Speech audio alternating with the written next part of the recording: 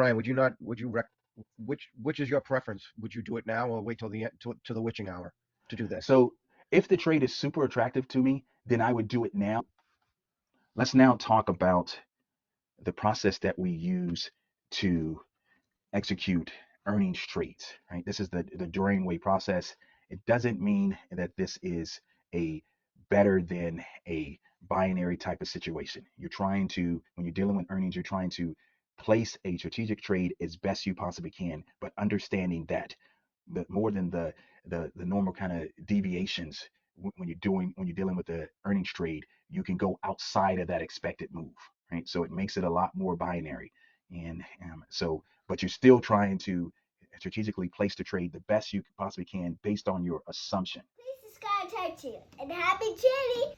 Major coins. Assumption. And so it's 5 steps that we take to trying to be successful when trading earnings plays. The first step is that we take a look at a chart, right? And we build our assumption from that chart.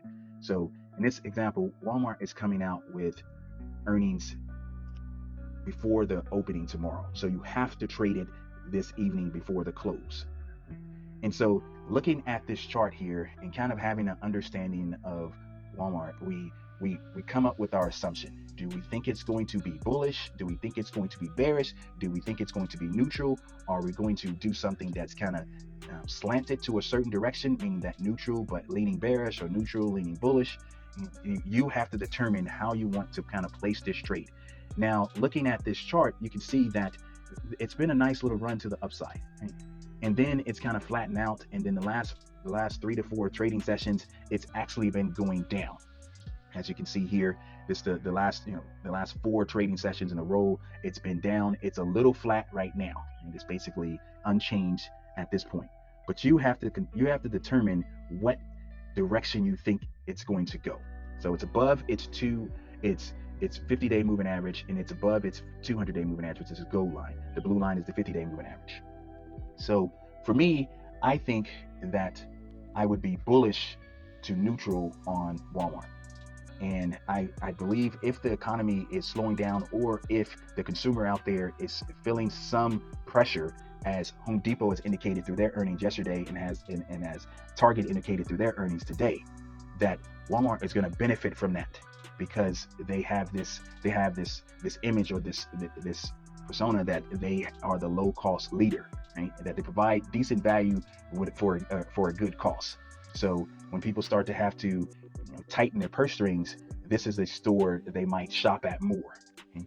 So I would be bullish to neutral on it, and then so how I would determine that, is the after I determine my assumption, right? Then I'm going to go look at step 2. I'm going to go look at an options chain for it, and kind of dissect what the expected move is going to be. And I just say we're going to look at this with 2 days. You can do an earnings trade is as much as 30 days out if you wanted to. The option premium is going to be affected still by that earnings play, not as much as the closer to expiration. So this is going to be 2 days. It's going to be 1 day left once these earnings come out. But I'm going to look at the expected move. And on the platforms that we specialize in, the expected move is going to be in the right-hand corner of the option chain.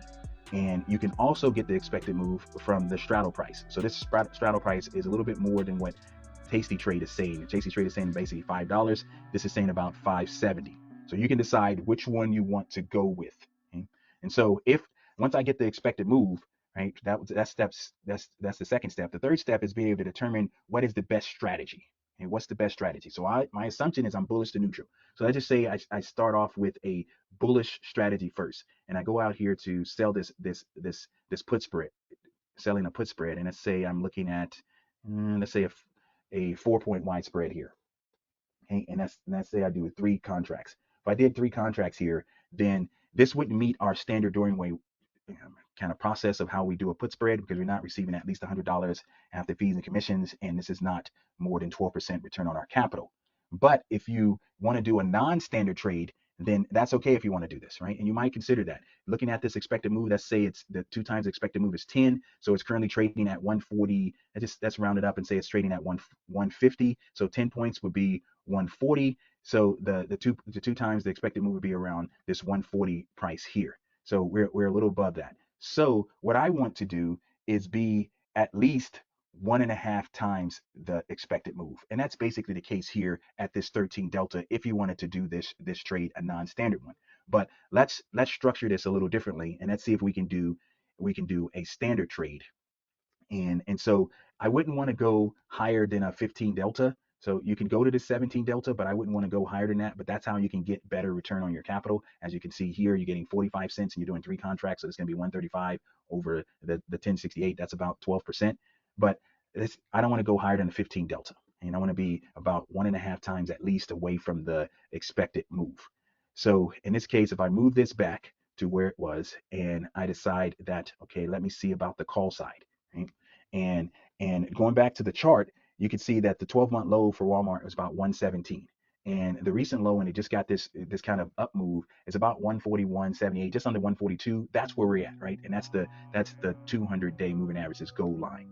The high was, and it was very, very short lived. You can probably say that it could have been a bad mark or whatever the case may be, but the high was just under 160 at 159.88.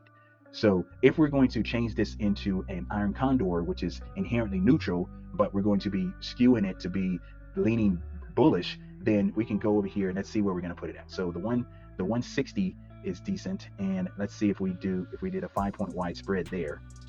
So I don't like that a lot based on the buying power and the max loss, but 156 divided by 1344, that's about 11.6%. What I did was I just took this number and divided it by this number here, and so that was less than 12%. This right here is a 4-point wide spread. So if we did a 5-point wide spread, since the call side is 5 points, then this will give us a little bit more premium, as you can see. So now we're getting 174 over 1326. So 174 divided by 1326, that is 13.1%. So that works if you wanted to do a trade like this, and it's leaning bullish, right? You have a 16 deltas of bullish Walmart shares, but you're using a decent amount of buying power if you wanted to do this trade. But I like it. This is a trade that could work. Right? So this is a decent, almost an 80% chance of winning at expiration. So it's a high probability trade that you're going to have a chance to win on this. But don't be fooled by probabilities when you are doing earnings plays, because earnings plays go outside of the expected moves a lot more often, in my opinion. So you have to realize it's binary. You're trying to structure the trade as we talked about earlier the best way you can, but it's still binary, right? You're either going to win or lose on this process, right? So the fourth thing I want you to consider, right, is that when you're going to get out of this trade, if you are initiating it before the witching hour. Okay? So the witching hour is the last trading hour of the trading session, right? The last hour of the trading session. And normally I want to put on the earnings play at that time, to give it as long as you possibly can, to let the market kind of fluctuate throughout the day, and then put it on with close to the close. And then you'll see how things play out, because maybe the stock jumps up later in the day, or maybe it goes down. You'll be able to position the trade the best you possibly can before the earnings come out. But if you do the trade before the last hour, let's say if we executed this trade right now, then if you're up 25 to 30% before the close, then you should ring the register. Just get out of it. You've already made a decent percentage before the binary type of announcement. Do not hold the trade past 25 to 30% if you have that before the announcement is, before the close. If you had that before the announcement, I would get out. Yes. O'Brien, which is your preference? Would you do it now or wait till the end, to the witching hour to do this? So if the trade is super attractive to me, then I would do it now, and then betting that, okay, perhaps I'm going to be able to get out of it at 25-30% before the close. But being okay with the trade if I'm super happy with the trade. In this example, this would be one that I'm happy with, if that makes sense, because I don't think it's going to 160. Right? I don't think it's going to 160, because you can argue that this 160 within this 2-day period, everyone, within this, you can argue that this 160 was a bad read. Okay? And I don't think it's going back to the 200-day moving average, which is basically around the 142. It doesn't mean it's not going to do that, right? But that's my thought process on this trade here.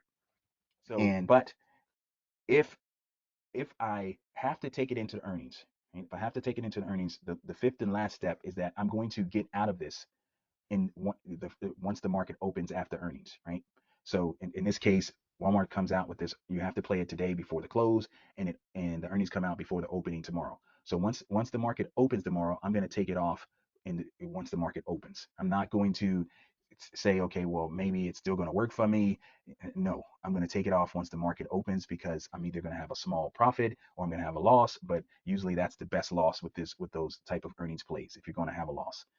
And if you don't have the 50, 70, 80% profit in the beginning, you might lose the profit that you have. So if you have 30% when the market opens, or 40 or 50%, just ring the register, because these trades are so binary and things can change. You guys heard me say in the past that when the earnings come out, just because it's up a lot or down a lot once the earnings come out, it doesn't mean that's going to be the case when the market opens. It gets, especially when the earnings come out that evening, the market has time to digest the news, the earnings. There's so much time to kind of dissect the earnings. Things can change. It can be up and then it can be down, or it can be down and then it can be up. So I always just let it play out, and once the market opens, I get out of it at that time, and then take my loss or take my win. To kind of recap, you first take a look at the chart, come up with your assumption, right? Then step 2, you look at the expected move, and you want to be at least one and a half times away from the expected move. Number 3, you're going to determine your best strategy, okay? Which, if any, you don't have to do an earnings. If you can't figure out something you're in love with, don't do the trade. And step 4, considering when you're going to put on the trade and how you're going to take it off. So if you put on the trade before the last hour and you have 25 to 30% profit, then take it off. Take that profit, so you don't have to deal with the binary situation of earnings. If you do put on the trade and you want to, step 5 and the last step, you want to get out once the market opens the next morning. Okay, you want to get out.